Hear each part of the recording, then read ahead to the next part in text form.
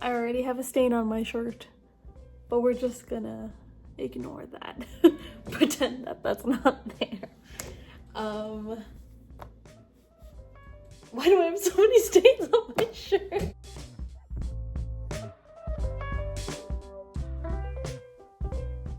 So this is gonna be my first video about books because I love to read, and I'm hoping that there is more people out there who like to read and want to listen to me talk about what I want to read and what I like to read. So I thought for this video I'm going to talk about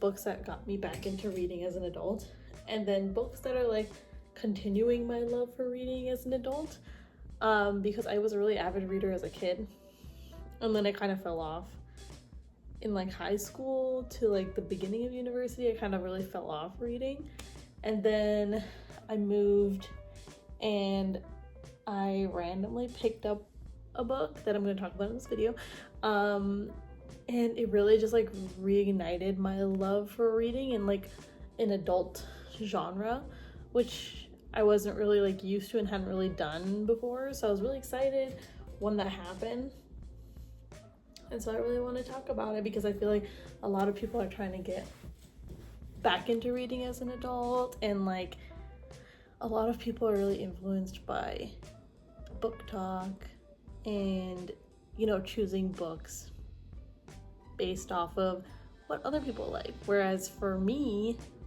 I kind of just grabbed something off a shelf and hoped that I would like it from the premise, although it is a very popular BookTok book, and I'm still heavily influenced by BookTok, even though I like a lot of the books that I like. But I really just want to talk about the books that got me into reading, so it helps other people who are, you know, feeling kind of hesitant on getting back into reading. These are the books that really helped me get back into reading, so maybe it'll help you guys as well. So first, I'm going to start by actually getting the books off my shelf. So let's do that.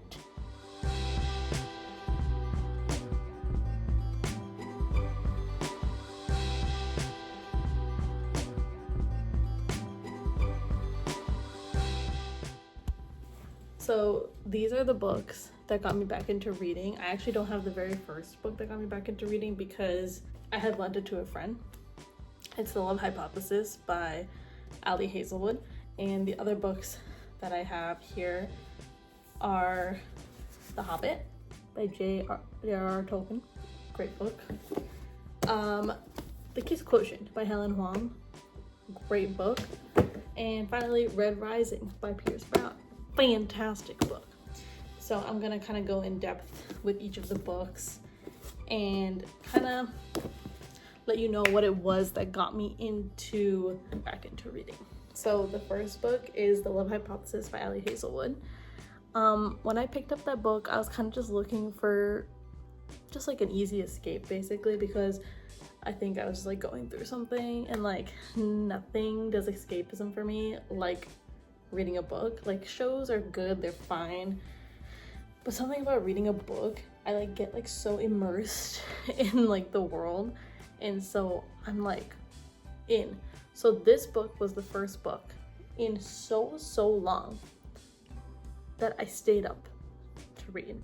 So I literally got the book on the first day. I read half of it and then stayed up till 2 a.m. to finish the rest of it. So it was the first book in a really long time that had really like, the formula gripped me, you know? Like if you've read Ali Hazelwood's STEM romances before, you know that she has like an ongoing theme with the formula for the books, and it's a lot of like a heart-racing romance, a lot of fake dating trope, which I really like, and yeah, it just really like grasped me because I haven't read a book like that ever in my life. A lot of the romances that I read as a kid were like really sad. It was like The Fault in Our Stars, Me and Earl and the Dying Girl, which isn't even a romance.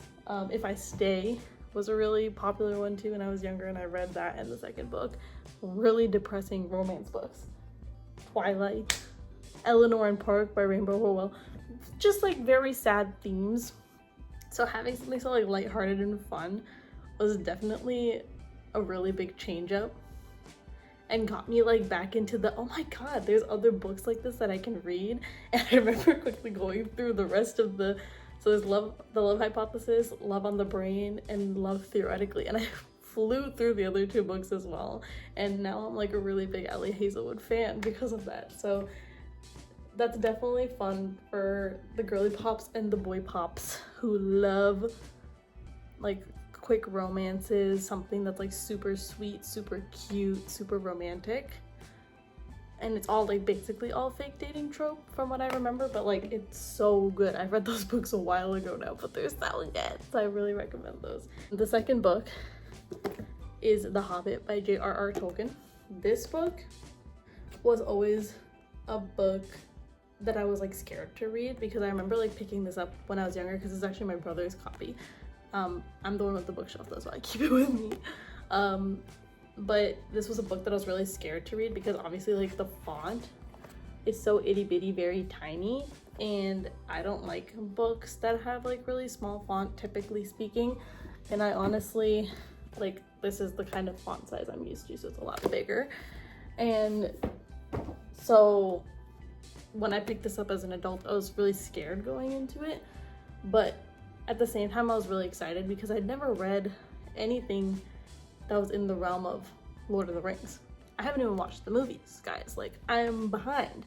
But The Hobbit, I didn't even fly through it. Like I had a lot of difficulty with understanding like some of the words and like the language, and sometimes the sentences would be hard for me to digest, but I just kept going through it because for me, I wasn't like, I need to finish this book. I was like, this is fun. Let me like decipher what this is saying. For me, it was like that. So I really took my time reading this book, and because of that, I really, really enjoyed it. And it felt like this, like obviously it's another world, it's a fantasy, it's a completely other world, but it felt so immersive, and like I loved the world, and I love Smeagol. He's my favorite. And every line in here, I imagined his voice in my head.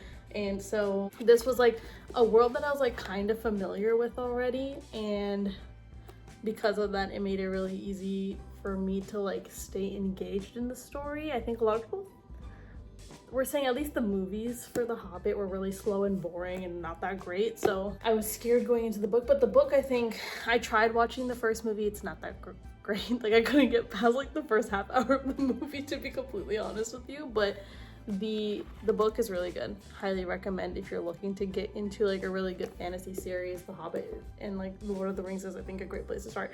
I haven't read Lord of the Rings. I plan on doing so soon. So yeah, but The Hobbit is a really great book.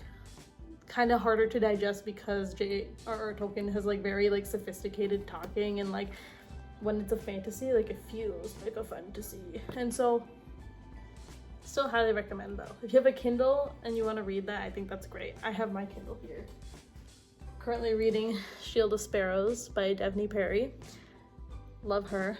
So if you have a Kindle, I highly recommend picking it up because you can make the font size bigger. And yeah, if you haven't read it already, it's a really fun read. Next book is The Kiss Quotient by Helen Hoang. I picked this book up because I was told it was similar to The Love Hypothesis by one of my best friends who also reads. And so when I picked it up, I wasn't expecting the trope to be what it is. I'm not gonna say what it's about, but the reason that I love this book so much is because it has a classic romance trope. It's very like, again, very like STEM related, but also the main character is neurodivergent, which I think is really fun because as someone who's always been surrounded by neurodivergent people my entire life, it's really cool to see them being represented in a book like this, with a lot of other types of representation as well. But I think having the neurodivergent character as the main POV that we get makes it a really fun book. It makes it really interesting because her POV is so uniquely her, which is really fun. And I love having books with lots of representation in it. I feel like it's a lot more fun for me to read that way as obviously a person of color. and a woman. It's just a really fun, very like, it's not a hard read, it's really easy. The romance trope is super fun. She like falls in love with like a male prostitute basically. It's really fun. But yeah, it's really fun. There's another book in the series, but I didn't pick it up because apparently it's like a lot more sad compared to this one, but I forget what it's called. I think it's called The Bride Test or something like that. And so let me see if it's in the back of this. The Bride Test. So that's the second book, The Bride Test. And so I highly recommend reading this book if you do like Ali Hazelwood books, or you're looking for like an easy, fun, romantic, sexy book to get back into reading. This is really fun as well. So the final book that I read that really helped me get back into reading is Red Rising by Pierce Brown. This book is a really popular book talk book, as is The Love Hypothesis. But this book, how I would describe it, is like Hunger Games-esque, but more for adults. So I was like the biggest Hunger Games fan growing up. I love the Hunger Games so much. It's my favorite series to this day. And like, we got Ballad of Songbirds and Snakes, we got Sunrise on the Reaping now. Read both of them, fantastic. I love them, highly recommend that entire series. But Red Rising is like, again, it's like its own completely own world, but there's still rebellion, there's still like going against societal norms, there's lots and lots of politics, which I love. And I'm just a big sci-fi girly, so that makes this really fun for me. Very like dystopian. And you're following Darrow as your main character, and he is in this hierarchical like pyramid at the very bottom. So it's like goes from red to gold, gold being like the highest and red being the lowest. And like literally like on the front it says Ender, Katniss, and now Darrow. Like, he's just like such a character you can root for.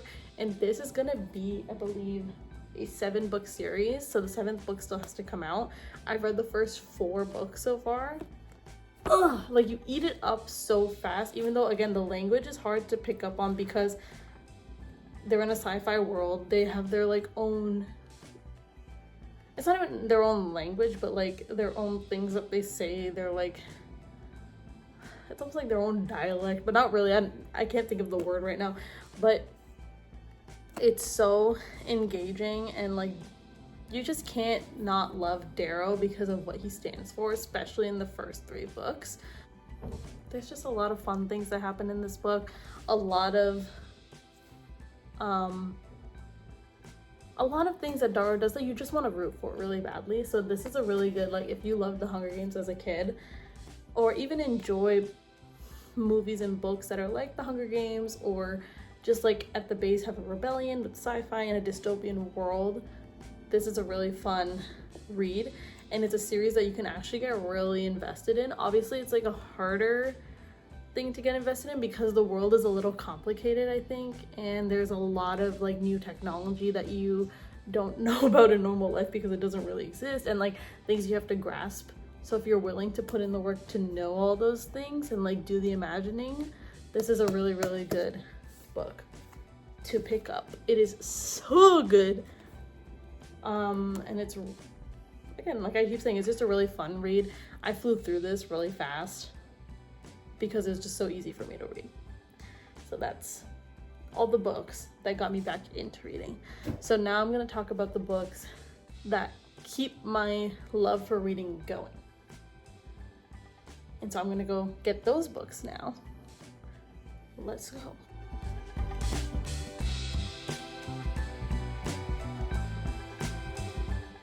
So these are the books that got me back into reading. Again, I don't have one of them here because I just don't own the book, but I'm gonna talk about them in order of like how I read them and why they keep me interested in reading as someone who's been reading now like consistently since, I don't even know. Let me see if I can find it actually in this journal that I have in front of me, like when I was reading these books. Summer reading list. Hey, I don't remember when this is from. I'm gonna assume like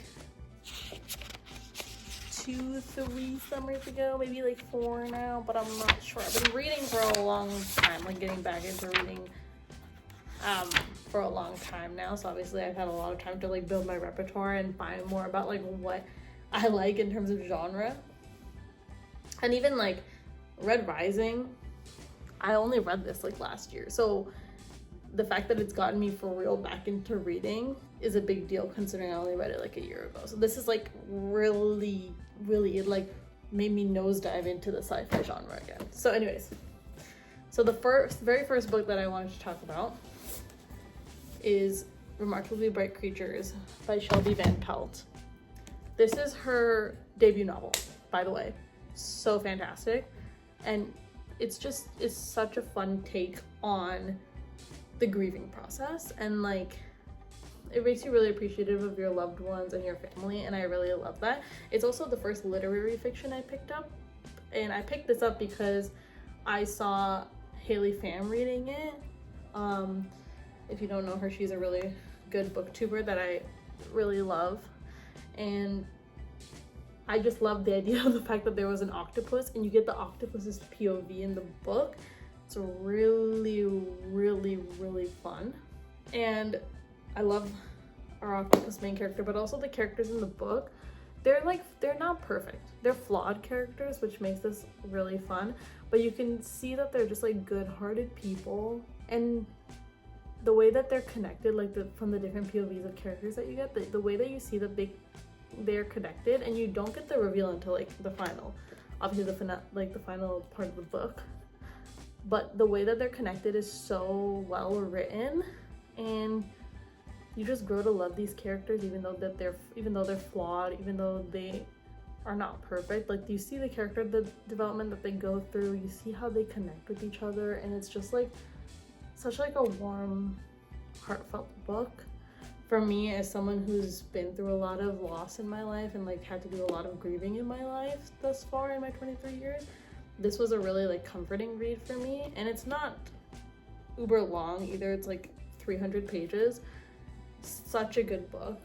Really recommend if you like things like The Fault in Our Stars, if you like things like Me and Earl and the Dying Girl, like I said, Eleanor and Park. What other types of books is it? It's not like a romance though, by the way. It's just like heartwarming, and I feel like all of those books give heartwarming towards the end. Very sad, yes, this book is very sad as well, but it's so heartwarming. I cried so hard at the end of the book, but really, it just really sparked my love for literary fiction, and also just like sparked my love for this kind of genre again, which I hadn't read in so long. So I really like this book. The second book that I wanted to talk about is Jurassic Park by Michael Crichton. Fantastic book, obviously, as I'm sure everybody knows, as Jurassic Park is a really popular movie, and not a lot of people know that it was a book before it was a movie. And so I think that makes it kind of like fun going into it, because I compared while reading it the book to the movie in my head, and then rewatched the movie afterwards to see like the changes that they made from the book to the movie, and some of them were very interesting. But the book is so good, and it's really fun being able to compare the book to the movie after the movie's been out for so long, and I didn't even know there was a book until I saw it. And I've actually read Michael Crichton before in like 2019. I read his book Timeline. Really good book as well, by the way. Highly recommend. I don't remember much from it. I just remember really enjoying it. But Michael Crichton's writing style is so fun, and like Jurassic Park is just such a unique idea and a great take on like things that are happening with genetic coding and like genetic modification right now in like the science world. And it's like really interesting, but also fun because dinosaurs. Who doesn't love dinosaurs? I fucking love dinosaurs. So if you really like the movie and you really like, again, sci-fi, this book is fantastic. It's not too long either. So you get really invested, because especially if you already know the story, you get invested really quickly, which is what happened with me. So highly recommend. Also, the whole scene with the Tyrannosaurus Rex, way more scary in the book. terrifying. So the next book I want to talk about is Yellow Face by R.F. Kuang.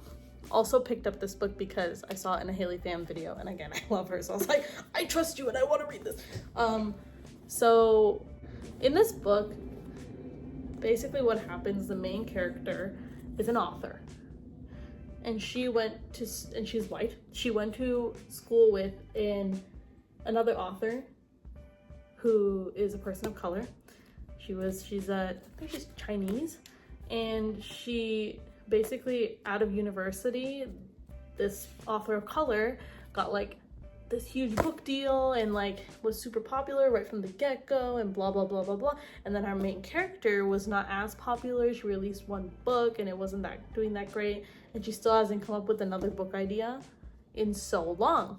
And there's this one night where she and this author of color like meet up again, and they're like drunk, they're having fun, and they go back to the author of color's apartment, and she basically chokes to death on pandan pancakes. It's very like confusing and kind of fucked up, but we follow the story of basically our white main character named June stealing the manuscript that she found of Athena, the author of color, stealing her manuscript and basically selling it off as her own, and the consequences and all of that stuff. So it's a really fucked up, taboo kind of plot. And a lot of people think that R.F. Kuang is self-inserting as the author of color who passed away, which, if so, that's hilarious and so much fun. But it's just such a cool concept. Like, I'm sorry, I'm squishing my book, but it's such a good concept, and the way that you see June coming up with excuses in her head and her inner monologue that comes in this book is so fantastic. And I love books that cover scenarios like this. I think it really like captures my attention, because I'm like, this is like, I remember reading this and I'm like, this is fun. It's like, this is crazy. Like, whatever's going on in here, this is really fucked up. But I really love that about it. And it's like fucked up, but you can laugh at it and it's okay, because it's in a book, it's in a novel, it's not real. And I laughed so hard during this book because of how fucked up it is. I know that's fucked up to say in general, but highly recommend this book. It is so much fun. As you can tell, I really love fun books, and I really love sad books, and there's no in between. So the final book I really want to talk about is, as I mentioned before, from the Hunger Games series, Sunrise on the Reaping by Suzanne Collins. The reason that this has kept my love for books going is because this is exploring my favorite character from the original trilogy, Haymitch Abernathy. And so when I heard we were getting this book, I was so fucking excited. Same with Ballad of Songbirds and Snakes, don't get me wrong. I loved following Snow's perspective and seeing why he turned out the way that he is and why he's the villain in the original trilogy. But Sunrise on the Reaping was like hands down one of the best books I've read, period. Just because it's following a character a lot of people already love, and we get to learn why he is the way that he is. And he's such a flawed character. He's so not perfect and just so lovable. Like, he genuinely wants to protect his people, and he's so lovable. And I just, please read this series, the entire, all 5 books. Read everything. But the most fun and fulfilling part of this is in the epilogue. You get brought back to the original trilogy. I'm not going to explain why or how, but you do get brought back to the original trilogy in the epilogue. So I highly, highly, highly recommend reading this whole series, because you probably won't understand a lot of the references in here as a standalone, so don't read this as a standalone, but definitely read all 5 books in order. So The Hunger Games, Catching Fire, Mockingjay, Ballad of Songbirds and Snakes, and then this book. And the reason why this keeps, obviously, my love for reading going is because she's writing about, so many years later, one of the most loved characters in this original series. And I hope she keeps writing about a lot of the characters, because it's keeping me going. Genuinely speaking, in the reading world, it's keeping me going. I love this shit. It's so good. And Suzanne Collins' writing, it's YA. but that doesn't make it any less impactful and any less amazing. So I really, really love this book. So yeah, those are the books that got me back into reading versus the books that have propelled my love for reading. So I really hope that somebody finds a book that they love through this list maybe, or just explore back to books they maybe read as kids and rereading things like that, and tackle new challenges that they're maybe afraid to as a kid as well. I think that's one of the reasons why I started reading, and also falling back on it as a solid form of media, because a lot of people do that with shows and movies, but a lot of the times books can provide that same nostalgia factor and same escapism that movies and books do as well. And in my opinion, it hits a lot deeper because you're reading words off a page and you kind of have to imagine and empathize with those characters without being able to see them in the flesh like you do in a lot of shows and movies. And I think that makes it that much more impactful because you are the one that have to feel the empathy for them and feel what they're feeling and imagine what it is they look like when they're feeling that way, and it makes all those emotions hit so much deeper. So those are just some of the reasons why I love reading, and yeah, I just wanted to share this because I think it's important and reading is so much fun. And if you compare the books that got me into reading versus the books that I'm reading right now, it's not terribly different. I'm trying a lot of new genres. The book that I said that I was reading, Shield of Sparrows, is a romance fantasy book. I've never read romantasy before, so I'm definitely a lot more open to trying new genres, and I hope I keep getting books where there's fun new topics to talk about, a lot of grieving but dealt with in a unique way, and I get to keep reading about characters that I love and keep getting to gain a lot more information through this form of media. I love it. So I hope you liked this video. Thank you so much for listening to me yap about books. And that's it. Bye.